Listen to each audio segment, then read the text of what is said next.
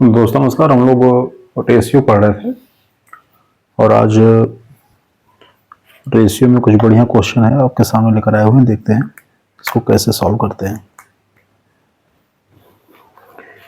Question ये है कि यदि x अनुपाते y बराबर 1:2 तो आपको वैल्यू बतानी है 2x plus 4y अनुपाते x plus 4y, इसकी वैल्यू आपको बतानी है।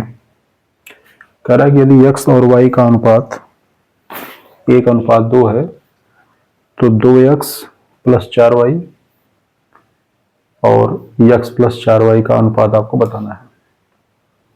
ऐसे प्रश्नों को करने का सबसे आसान तरीका क्या होता है? यदि x अनुपात y बराबर 1:2 है तो हम x बराबर 1 और y बराबर 2 यहाँ पे हम पुट कर दें। तो x बराबर 1 रखेंगे तो ये हो जाएगा 2 गुणे 1 प्लस 4 गुणे 2 अनुपात x मतलब 1 और इसके क्या हो जाएगा y बराबर 2। तो ये हो जाएगा 2 1 का 2, 4 दूनी 8, ये हो जाएगा 1 प्लस 4 दूनी 8, तो 8 2 10 अनुपाते 8 1 9। यही इस प्रश्न का उत्तर होगा। इस प्रश्न को इस तरीके से सॉल्व करते हैं।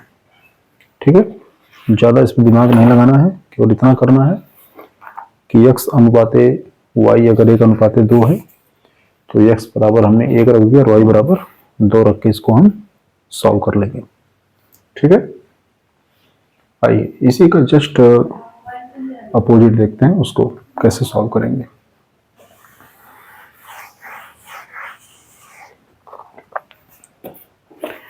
प्रश्न है कि यदि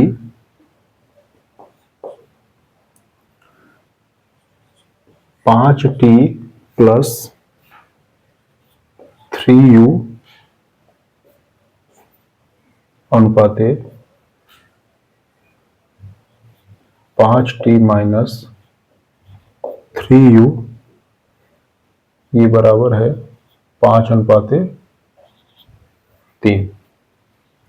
इस तरह से अगर दिया है तो आपसे कह रहा है कि आप t अनुपाते u कितना होगा ये बता दीजिए। ठीक है, इस प्रश्न को लगाने का दो तरीका है, मैं दोनों तरीके आपको बता देता हूँ। जो दो आसान तरीके हैं उसको देखो। अगर ये दिया हुआ है तो इसका मतलब है 5t प्लस 3u बटे 5t माइनस 3u बराबर है 5/3 के। क्रॉस मल्टीप्लिकेशन कर देंगे तो 3 का गुणा इसके साथ और 5 का गुणा इसके साथ, ये हो जाएगा 3 × 15t प्लस 3 × 3 = 9u बराबर 5 गुणा यहाँ करेंगे तो 5 × 6 = 25t माइनस 5 × 3 =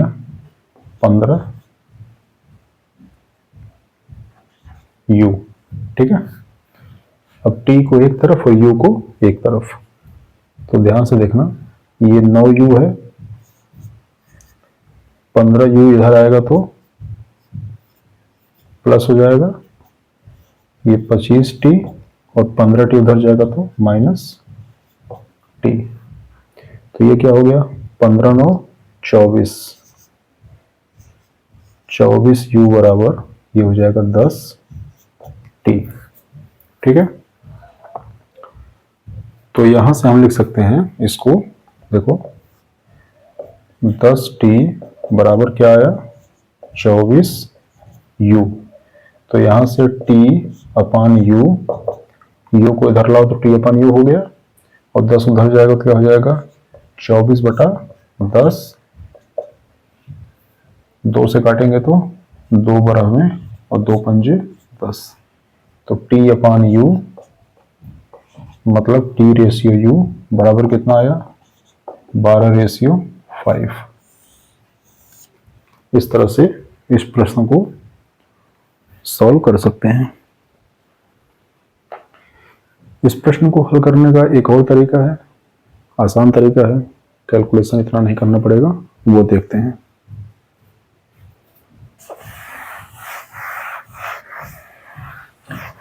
योगांतरानुपात का नियम आपने सुना होगा, कंपोनेंटो डिवाइड इनटू।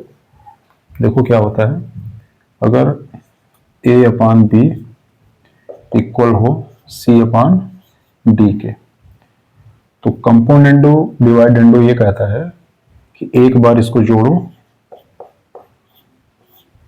और एक बार घटाओ, तो इधर भी एक बार जुड़ेगा और एक बार घटेगा, दोनों का रेशियो वही रहेगा।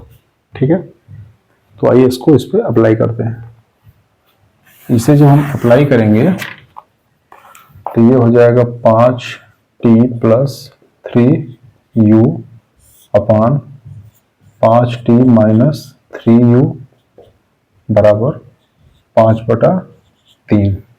एक बार जोड़ो एक बार घटाओ, 5t + 3u plus 5t - 3u बटे, एक बार घटाना है, 5t + 3u माइनस, हमें घटाना है तो ये देखो प्लस 5t है तो घटेगा तो -5t हो जाएगा, और ये -3u है तो ये +3u हो जाएगा, बराबर 5 में एक बार 3 जोड़ो और 5 में से एक बार 3 घटाओ,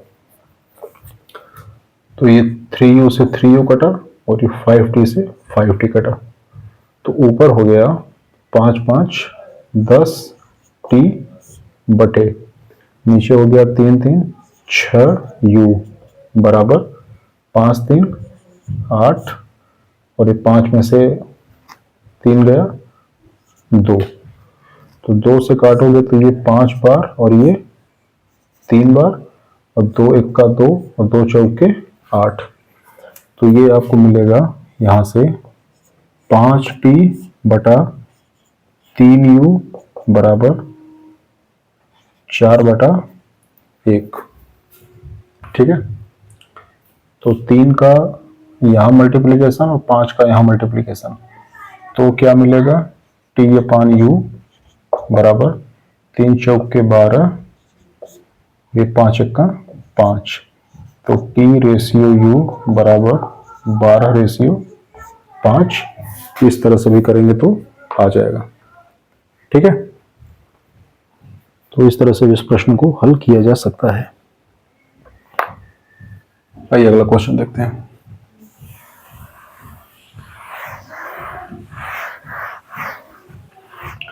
ये सब रेशियो कैसे क्वेश्चन है जो गलती से एग्जाम में अगर मुलाकात हो गई तो आप इसी तरीके से इसको सॉल्व करके अपना नंबर निकाल लेंगे।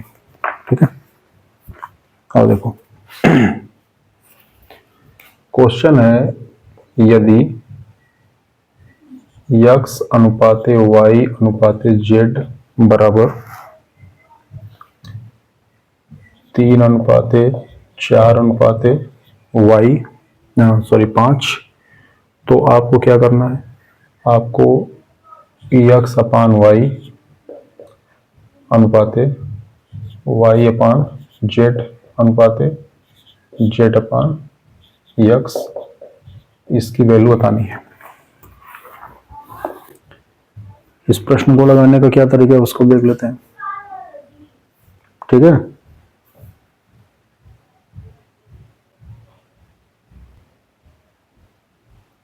आइए देखते हैं लगाने का क्या तरीका है। x दोनों साइड को कंपेयर करें तो x के प्लेस पे हमको यहाँ पे 3 दिख रहा है, y के प्लेस पे 4 दिख रहा है और z के प्लेस पे 5 दिख रहा है। तो हम इसमें वही वैल्यू पुट कर देंगे। तो ये हो जाएगा x माने 3, y माने 4, रेशियो y माने 4, z मतलब 5, z मतलब 5 और x मतलब 3। मैंने कहा था कि जब हम कभी रेशियो लिखेंगे तो हम कभी इस तरह से नहीं लिखेंगे, हम कोशिश करेंगे कि डिनोमिनेटर में कोई संख्या ना हो। तो हमें ये 4 और ये 5 और ये 3 हटाना पड़ेगा।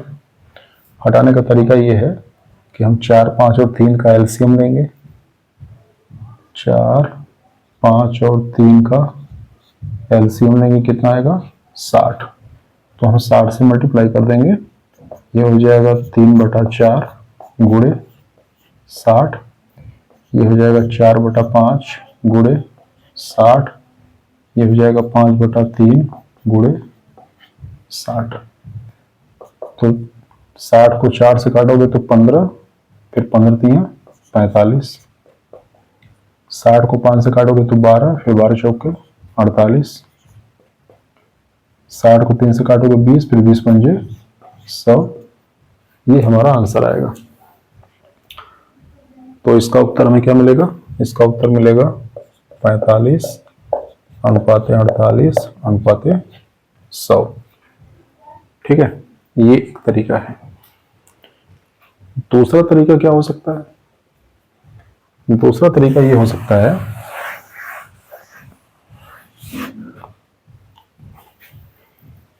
कि हम x y z से सब में मल्टीप्लाई कर दें।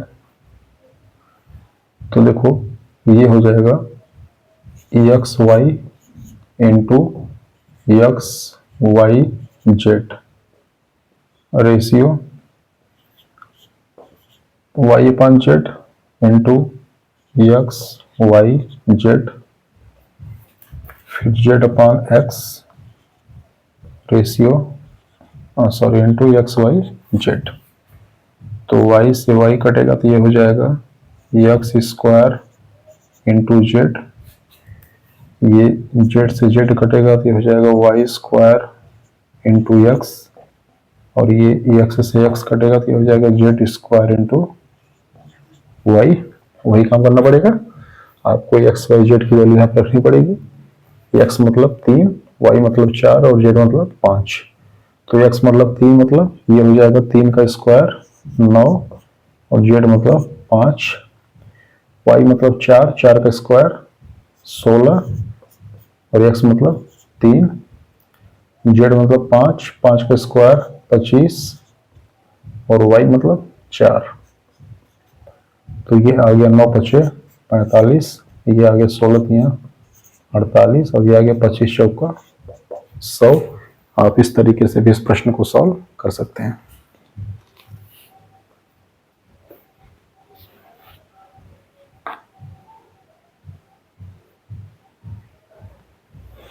अगला प्रश्न है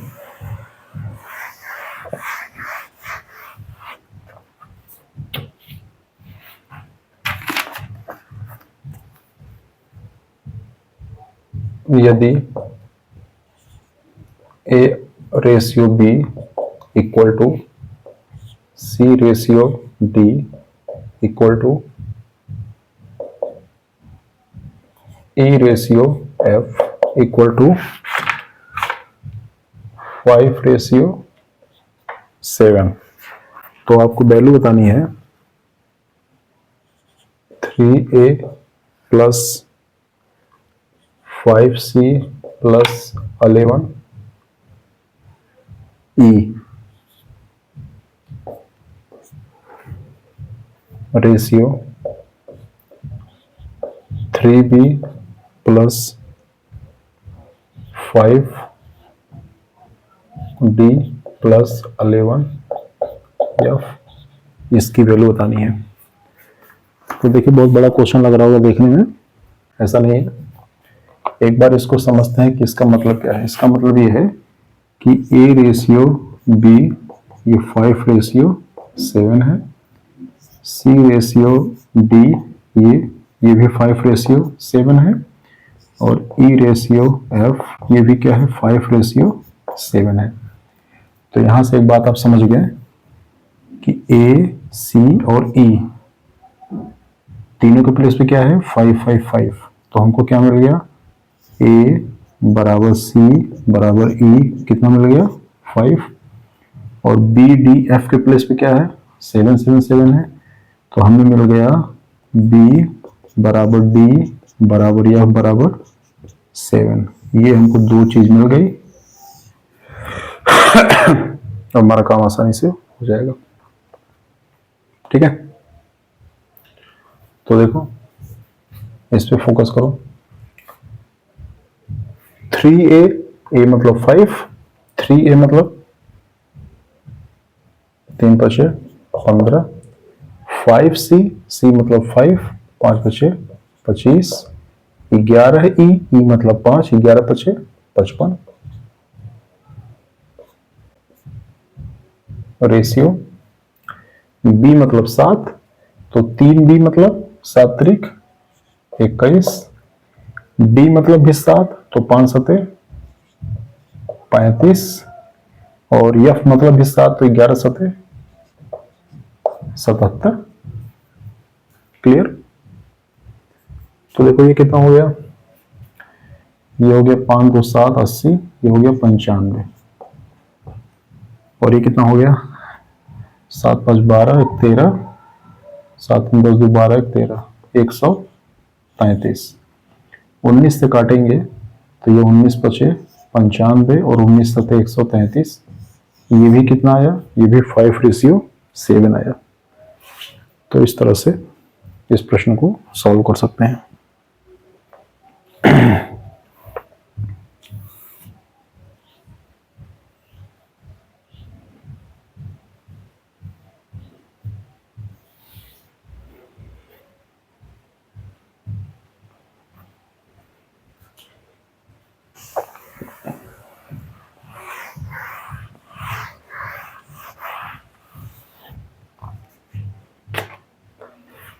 अब आइए कुछ अच्छे प्रश्न देखते हैं और प्रश्नों को लगाने का तरीका क्या अच्छे से वो देखते हैं।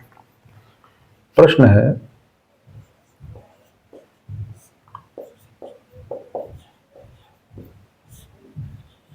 तीन संख्याओं का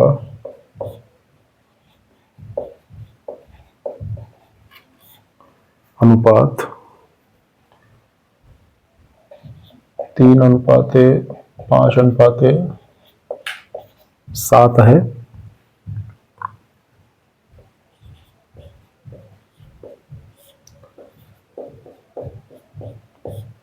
उनके वर्गों का योग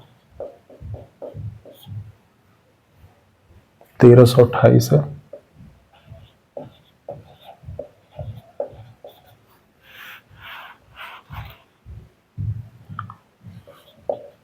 सबसे बड़ी संख्या बताओ।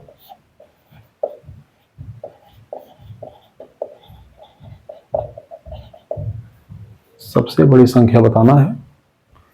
बढ़िया सवाल है। क्वेश्चन को लगाने का बेवकूफों वाला तरीका और स्मार्ट तरीका दोनों देखेंगे, और परीक्षा में उसको कैसे टैकल करेंगे उसको भी देखेंगे। ऑप्शन देख लीजिए, 28 12 16 20।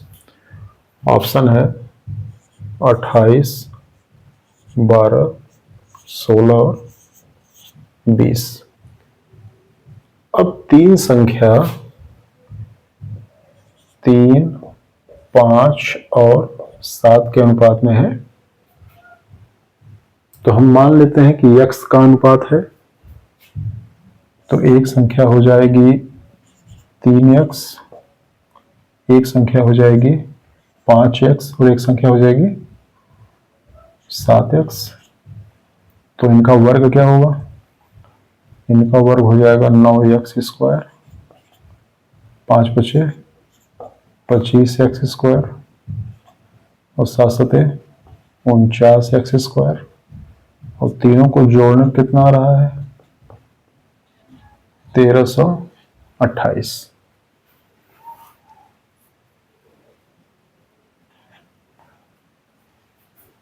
ठीक है, तो अब देखो क्या होगा। अब यहां से हो जाएगा 9 5 14, 14 9 23 की 3 हासिल 2, 4 2 6 2 8। तो ये हो जाएगा, हमको कितना मिलेगा 83x² बराबर 1328। तो x² बराबर 1328 भागे 83। ठीक है, तो 1328 भागे 83 आप भाग करेंगे तो कुछ न कुछ तो आएगा ही। 3 6 18, ये 16 आएगा मेरे हिसाब से। अब देख लीजिएगा भाग देके। तो ये देखो हो गया x² बराबर 16, तो x बराबर 4। अगर x 4 होगा तो सबसे बड़ी वाली संख्या 7x है, तो ये हो जाएगा 7 चौके 28, और पहला हमारा आंसर है। ये इसको लगाने का बेसिक तरीका है।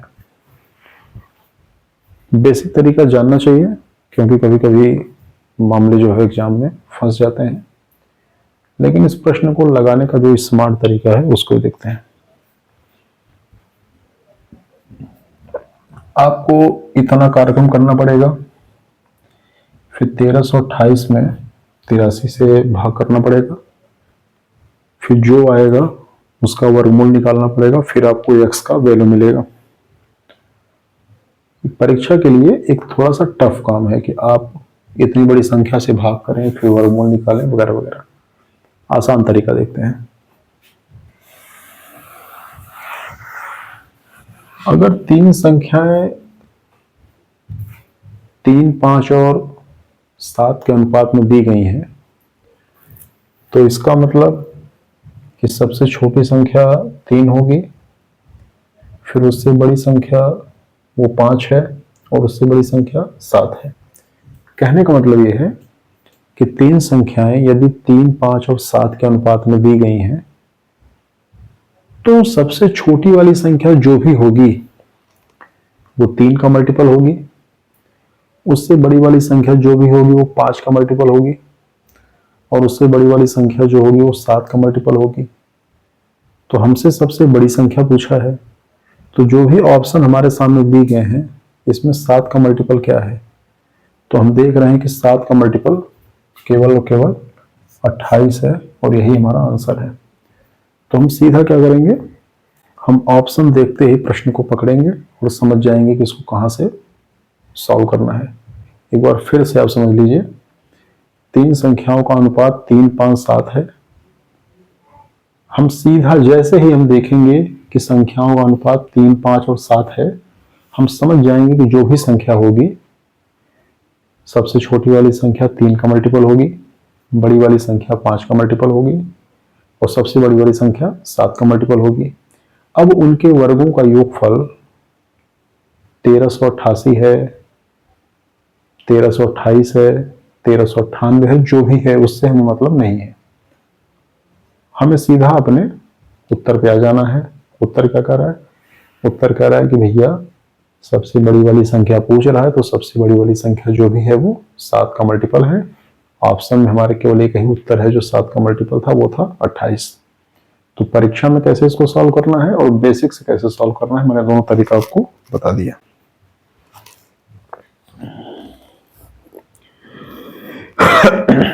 आइए अगला क्वेश्चन देखते हैं।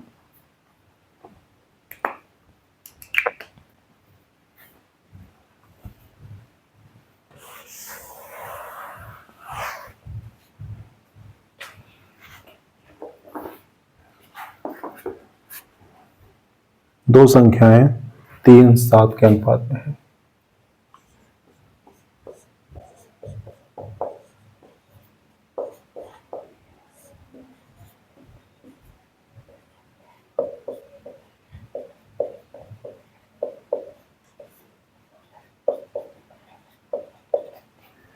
दो संख्याएं 3 और 7 के अनुपात में है। यदि प्रत्येक में से 11 घटा दिया जाए, यदि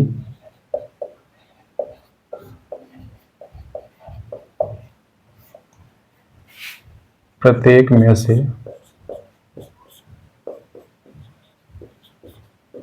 11 घटा दें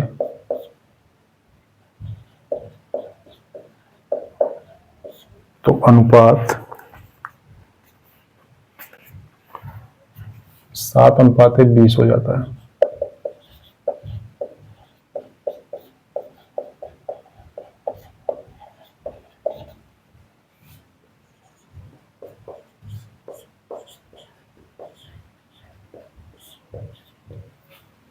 तो छोटी वाली संख्या आपको बताना है, ठीक है। एक बार इस प्रश्न को बेसिक से सॉल्व करते हैं और फिर इस प्रश्न को ऑप्शन से सॉल्व करते हैं। पहले ऑप्शन देख लेते हैं क्या दिया है। ऑप्शन है 36, 27, 39 और 21। 36, 27, 39 और 21, ठीक है। तो दो संख्याएं 3 और 7 के अनुपात में, अगर मैं अनुपात को x मान लूं उनमें x का अनुपात है, तो एक संख्या हो जाएगी 3x और एक संख्या हो जाएगी 7x। यदि दोनों में से 11 घटा दूं तो ये हो जाएगा 3x - 11 और ये हो जाएगा 7x - 11 और ये 11 घटाने के बाद अनुपात क्या बन जाएगा 7/20। क्रॉस मल्टीप्लाई करेंगे तो ये हो जाएगा 20 × 60x - 11 × 22। ये हो जाएगा 7 × 49x 11 × 77। घटाएंगे तो ये हो जाएगा 60x - 49x, ये माइनस उधर जाएगा तो ये प्लस हो जाएगा 220 - 77, ठीक है। तो 60x में से 49x गया तो कितना आया 11x और 220 में से 77 घटाएंगे तो 143 ना, कितना आएगा। तो यहां से x की वैल्यू कितनी आएगी 11 का 11, 11 थी, x की वैल्यू आ गई 13। तो x की वैल्यू अगर 13 आ गई तो छोटी वाली संख्या क्या होगी 13 × 39। यही हमारा उत्तर सही होगा। अब इतना बड़ा कार्यक्रम आपको करना है, परीक्षा में आपको इतना बड़ा कार्यक्रम करना है, तब कहीं आपको जाके 2 नंबर मिलेगा। लेकिन ये बेसिक है, ये आपको पता होना चाहिए। मैं ये एक बार भी नहीं कह रहा हूं कि आपको बेसिक पता नहीं होना चाहिए, लेकिन आप यकीन मानिए सिर्फ बेसिक के दम पे आप कम समय में अधिक से अधिक अंक नहीं ला सकते, क्योंकि कभी कभी प्रश्न का नेचर बदल जाता है, क्वेश्चन लेंदी हो जाते हैं। इन दैट केस हमें वो शॉर्ट मेथड पता होना चाहिए जो कम समय में हमारा ज़्यादा से ज़्यादा क्वेश्चन सॉल्व करा सके। तो आइए इस प्रश्न को ऑप्शन से समझने की कोशिश करते हैं कि आखिर कैसे इस प्रश्न को हम ऑप्शन से करेंगे।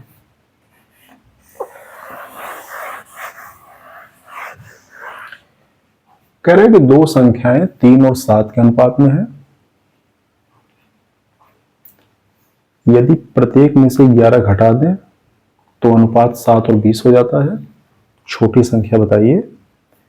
तो सबसे पहले तो हमें यह चेक करना था कि यदि संख्या 3 और 7 के अनुपात में है तो इसका मतलब कि छोटी वाली संख्या 3 होगी और बड़ी वाली संख्या 7 होगी। तो छोटी वाली संख्या जो भी होगी ना वो 3 का मल्टीपल होगी। हम देख रहे हैं कि 36 भी 3 का मल्टीपल है, 27 भी 3 का मल्टीपल है, 39 भी 3 का मल्टीपल है, 21 भी 3 का मल्टीपल है। तो इससे हमारा काम होने वाला नहीं है। तो जब इससे काम होने वाला नहीं है तो फिर हम इस पे आते हैं। इस पे कैसे आएंगे 7/20 पे कैसे आएंगे। कह रहे हैं कि 11 घटाने के बाद अनुपात 7/20 हो जाता है। तो हम सब में से 11 11 घटा दें, तो 36 में से 11 घटाएंगे तो 25, 27 में से 11 घटाएंगे तो 16, 39 में से 11 घटाएंगे तो 28 और 21 में से 11 घटाएंगे तो 10। कह रहा है कि 11 घटाने के बाद संख्या का अनुपात 7:20 हो जाता है। 7:20 मतलब छोटी संख्या 7 हो जाएगी और बड़ी संख्या 20 हो जाएगी। मतलब छोटी संख्या जो होगी ना वो 7 की मल्टीपल हो जाएगी। और 11 घटाने के बाद केवल एक ही ऑप्शन है जिसमें संख्या 7 की मल्टीपल हो रही है, बाकी किसी में नहीं हो रही है। तो हम कहेंगे कि हमारा सही उत्तर क्या है, 39 है, क्योंकि केवल 39 ऐसी संख्या थी जिसमें से 11 घटाने के बाद भी वह 7 की मल्टीपल हो गई, अदरवाइज कोई और नहीं हो रहा था। तो इस तरह से इस प्रश्न को सॉल्व करेंगे। रेशियो के बहुत अच्छे अच्छे क्वेश्चन आपके सामने हैं, कल की क्लास में लेके आऊंगा, तो देखते रहिए। नमस्कार।